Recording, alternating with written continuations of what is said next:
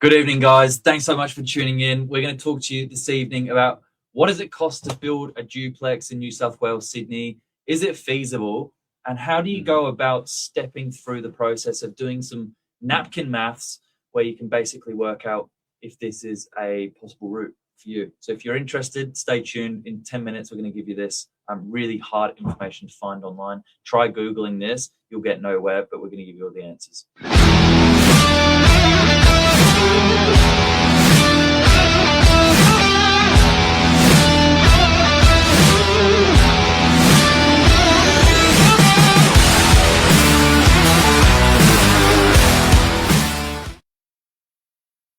Good evening, Bill, audience. Big one today. I think very relevant with what's been happening in and around the beaches and Sydney alone with this new low to mid density changes. Yeah. Within 400 and 800 meters, the state government have put a real focus on trying to increase density, try to overrule local councils by saying, here's a planning pathway where if you meet these requirements, here's options you can look at for your blocks. And this is relevant. What I like about this is it's relevant to like mums and dads that have been in the same home for 20, 30 years, around these key town centers and then now finding themselves with sort of options, but where do they go to? Yeah, exactly right. And traditionally, guys, you'd look at these types of sites that were always zoned R3, and this now opens up that R2 zoning with these new policies and changes. So exactly what you said, Bill, you've got sites that people have been there 20, 30 years and you'd never thought you'd see a unit block there, and all of a sudden it now becomes possible. Yep. And something that we'll delve into a little bit closer, because it's not every scenario that it works out, but obviously a step in the right direction. Yeah, definitely. So we're going to break this segment tonight into two parts. First of all, what are the rough costs? Now, we're not builders at the end of the day. We're real estate agents talking with builders a lot of the time, and we are constantly in communication with them about the cost of building, and we're forever being told that it's expensive. Cost of material is one thing, but cost of labor is another. And so to get projects out of the ground as a starting point is not like easy. And sometimes for these projects to be feasible, there's a lot of work done, before you've even got to the part two, which is what's possible with the zoning and the size of your blocks. So that's part two of the segment. Yeah, fantastic. Well, Bill, do you want to start on the duplex side of things? Yeah, no, we've borrowed some information from just what looks to be like a really good local builder in Sydney. All of this stuff you can pretty much jump on and find yourself. But what does it cost to build a duplex?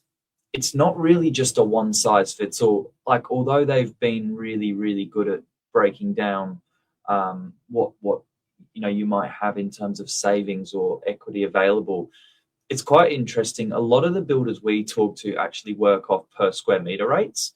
And that's what I would encourage you to do if you're trying to price up your own site. What does it cost to build a duplex in New South Wales? Well, it's going to vary a little bit, but these per square meter rates are quite consistent throughout.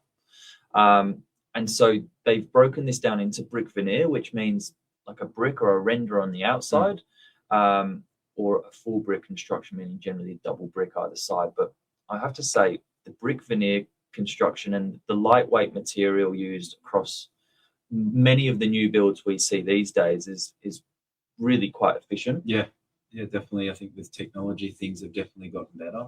But yeah, I'll let you continue, Bill. I'll jump in a second. They've also noted a few other costs. So we're not going to get into the cost, too much this evening, because again, that's a builder's job to do that for you.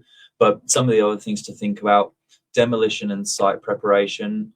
A lot of people have got an existing dwelling on the block, so you just want to think about what's that going to cost. A basic demolition job for a single-story home can cost anywhere from 10 to 15,000, up to 30,000. I'm sure that sways either way, but I thought it would be more. Yeah, to be honest. Yeah, I mean, it's obviously dependent, guys. A big one there is location and your site itself. So obviously, if you're on a nice, flat, accessible piece of land, that's probably straightforward and a more accurate accurate quote. But then, of course, if you've got, sloping, large rocks, this is where you start to see things really exponentially increase. Yeah. And these little things on sites can turn a feasible site to an unfeasible one pretty quickly, which is what I'm seeing. So yeah, big point there. And I think it's that sort of positioning, it affects the price on not only your demolition, but obviously construction and the rest to go with it. So I think that's a big one. Particularly in these low to medium density areas within 400 and 800 meters of town centers, the government and the council's attitude is they want this land infill to be done where the infrastructure is already there to support it. But quite often it's on like an arterial road. And so if you're then having to do traffic management, you can expect, the costs are going to blow out substantially. They're not talking about rural or regional parts of Sydney here. We're dealing with, parts of Sydney where there's a whole street filled with, apartments. So you've got to think about that. But zoning permits, compliance costs, construction costs. There's just some really good information that if I was sort of wanting to make a starting point, I'd steer someone towards something like this. And it just sort of goes down a little bit in more detail there. Yeah, well, I thought I might touch a little bit on the napkin maths of things, guys. We call it napkin maths because it's a sort of a quick a quick calculation based on whether your site is feasible or not. And this applies to not only obviously duplex sites but unit sites as well. Yep. I've recently had my eye over a couple of sites over the past 3 months, whether it be a couple of houses in a row, 2 side by side, or the one by itself. Yes. Generally, guys, what you do is, and with these new changes of the LMR, they significantly change a factor called FSR. And if you don't know what FSR is, that's floor space ratio. So essentially how big your site is, and it gives you an indication of your footprint or your building footprint on that land. So for easy sake, if you've got 1,000 square meters in a 1-to-1 FSR, well, then you've got 1,000 meters of units that you could essentially build on the site. Yep. And what you generally do is you get what's called a GFA, or gross floor area, once you apply that FSR to your land size or land holding. Now, what you then do from that GFA, you then minus a 15% to get your what we call NSA, which is a net sellable area. Yep. Now, your 15% is a reduction for things like hallways, things you'll see through a unit block, which obviously aren't inhabitable spaces. And then you want to take that gross floor area or net selling area, and you want to apply that for your cost side, a build rate per square meter, and then on your other side, a net selling to market per square meter. So generally what we're seeing at the moment, if you're looking at a low end of budget or build, you're probably around sort of $7,000-8,000 per square meter, yep, moving your way up to luxury to about $12,000 per square meter. Yeah, interesting. Yeah. And now, guys, based on that, you get an idea of where your site sort of sits in value. Generally, it's the 30-30-30 rule. But yeah, you get a good idea of obviously if it's feasible or not with those quick napkin maths. But look, I had a site, giving you something real. I had a site that I was looking at last week in Manly Vale. We're talking about quite a big, large area. It was over 4,500 square meters, and within 400 meters of the LMR zone. So it was a large parcel of land, and within this new policy. However, it still was not feasible. And I think this is the big discussion that comes out of this, is these policies have all been put in place to allow sites like this to become what they need to become and supply the market with that housing stock that we're desperately needing as per prices. But yeah, just to see that a site like that was not feasible, I think we worked out you'd need to be selling back to the market at sort of circa 24,000 a square meter. Yep. Now, guys, to put this in plain and simple for you, 24,000 per square meter. Let's take an average 85 square apartment, 2 better. That sort of pricing brings us just over $2 million. $2 million for a brand new 2-bed, 85 square apartment with your tandem space. So nothing special, but it gives you a real understanding of sort of where it's heading. And even with these policies coupled on top, it still doesn't quite get there. And there's either, the need for pricing to increase or improve further in order to make the developers take the plunge on these sites. Yeah. Or there needs to be a total overhaul on the costs associated around developers and developments. I know there's quite a lot of a tax burden on these from the government from these developments and things. I think there was a bit of a calculation we saw where, a build of a house, say 700, 800,000, almost 50% of that is taxes and things from government. So maybe that's where the sweet spot in terms of reform needs to be. But it's quite crazy to see all these changes put in place and big sites put together. We're talking 4 stories, some to 6, and it's still not quite there. So it sort of makes you think, where's the market going? Where are things going to change to the point where developers going to start taking the plunge more aggressively? Yeah, there's a good saying that supply is the enemy of capital growth. And when you've got limited supply, high demand, it's just the perfect recipe for continued capital growth, particularly in these, these areas we're talking about. Now, if you want to jump on and have a look at your own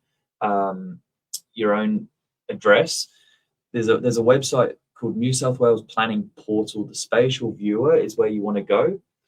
You want to go into your address. I was with a bit of luck, hoping that it was going to give me. Let's see if we can do this on. Let's just take something like this. You can actually see on the map where your zoning sits. So if this page was to load and be cooperative, it's going to show you what zoning you're sitting in. Usually for standard house residential streets, it's R2, low density. And if you've got some apartments around you, you may see R3, medium density. In the instance you're a bit more rural, you may see some environmental. If you've got lots of trees around you and no development, that's a giveaway sign. But you'd jump on here first, you'd have a look at the zoning, then you'd come back to your planning portal and work out what you can basically do on your lot. And if you need any help with that, Josh and I, we can help. So we can quite quickly determine whether you could be a potential duplex site if you're trying to do this yourself. Yeah, definitely. And I think just bringing it back to the question itself, how much does it cost to build a duplex? Well, considerably more than what it was, say, pre-COVID. Yep. I think I saw some estimates in there, 400 to 600.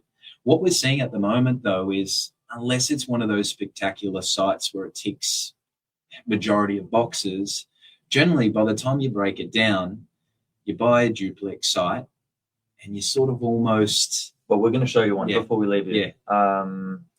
Stop that screen. Just do one more share one for you. This was one that we've just sold recently. This is local Northern Beaches, Pine Avenue, Brookvale. If you know Manly Sea Eagles, their stadium, that's on that road. We sold either side, both duplexes, so you can have a look at both there. Not the best photo, I must admit, but basically a 2-story, 4-bedroom duplex, 5-bedroom duplex. Either side, there's a slightly better photo. One sold for 2.43 and the other sold for 2.5 million. So if you round those numbers in at 5 million, that's your gross net number. They're your gross numbers on sale. So it doesn't leave much, for land component, build cost, and profit. And most developers are not looking at anything under a 25% profit. Yeah, and at a minimum 20. So yeah, definitely. And the big thing is, and you sort of, the more you deal with developers and that sort of build side, you do get a bit of an understanding that one small mistake can turn into a very costly expense. So there just isn't the margin for error on these developments anymore, which is probably why you see a lot of development sites either quite stagnant or waiting for the market to move behind it before they actually transact. And that comes back to that per square meter rate selling back to the market. Obviously, if the market's grown, a good 10%, like we've seen DY get close to over the last 12 months, well, then all of a sudden those per square meter rates start to look a little bit more enticing. for the developer to take that on. But I think this is massive, and really it affects everyone. So I think it's probably going to be a big discussion for the future, and and how they're going to deal with it. It doesn't look like resources itself are any way looking to decline in price. So there really needs to be some creative work done, I think, Bill, before we start seeing these changes really come to market, and for consumers to start to feel the changes that these policies and changes themselves bring. Yeah, I guess at the end of the day, like what it costs to build is that variable, but what the finished product is worth is 9 times out of 10 a lot more certain, because you've got the recent sales there to substantiate what exactly it's going to be worth when it's finished. And if it's not feasible and it's not worth it, with a risk appetite of 25% profit, it's not being pulled out of the ground. And without that, you'll see a continued succession of capital growth, I think, across all the finished stock. So maybe just to leave it, Bill, we were there's a new development across the road from us. If you guys don't know, Casa del Mar, something quite insightful from them in regards to costs. They actually had the team in out in the city, and we're just explaining the development itself, a bit behind the costs associated putting these sites together. And I think it was a QS report that they put together, essentially stating that to build a unit, whether it be 1, 2, or 3 better, is around, what was it? It's around $750,000, and that's cost on building, guys, not associated with profit margin or land cost. Yeah. So it starts to resonate about prices. I don't think they're being artificially pumped when you think of the material cost to begin with has had such an increase. I mean, you can only pass it on with a profit. So yeah. I think that was really big, and something at Open Homes that I'm discussing with new buyers, and they're quite shocked and going, it starts to make a bit of sense once they they open their eyes to this sort of information. But I think that was massive. 750,000 costs to build a unit. That's an apartment as well. Where there's strata title, it's not Torrens. So yeah, huge. I guess in summary, the way I think we'll see this solution to the cost of building and material is it's got to be less red tape, and there's got to be more emphasis on encouraging the right kind of development, and not trying to be handcuffing the people that are trying to make supply for the market, and that supply is being taken up with with welcomed arms, whether it be more rental supply into the market or more affordable stock. Given that these are duplexes and not houses, it's that appealing downsizer stock that people can move into, or it's that appealing stock to move up to. Exactly. I think that's where it's going to go. So I think, if you're looking at trying to price one of these, it helps to have a local agent that understands the finished product, because if it's not feasible, it's not worth looking at. It's worth talking to someone who understands what's actually possible, whether there's an upside to amalgamating a block, and we've seen a lot of that, particularly in more high density areas. And we really welcome a phone call if we can help.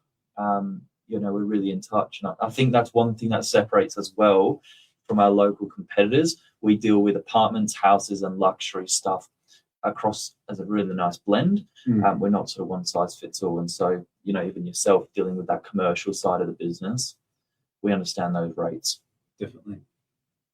Anything else, Rad? No, I think that's fairly most of the topic. And guys, like we said, we invite you, if you have any other questions, even if it's just for your own reading, feel free to reach out. We're always there to have a good chat when it's about property. Yeah. In fact, I think if you SMS 0460 111 the word zoning, you'll get an automatic reply from us with some information. And a link to that website Billy named earlier, the planning portal there. So yes, plenty of right. Useful information. 0460 111.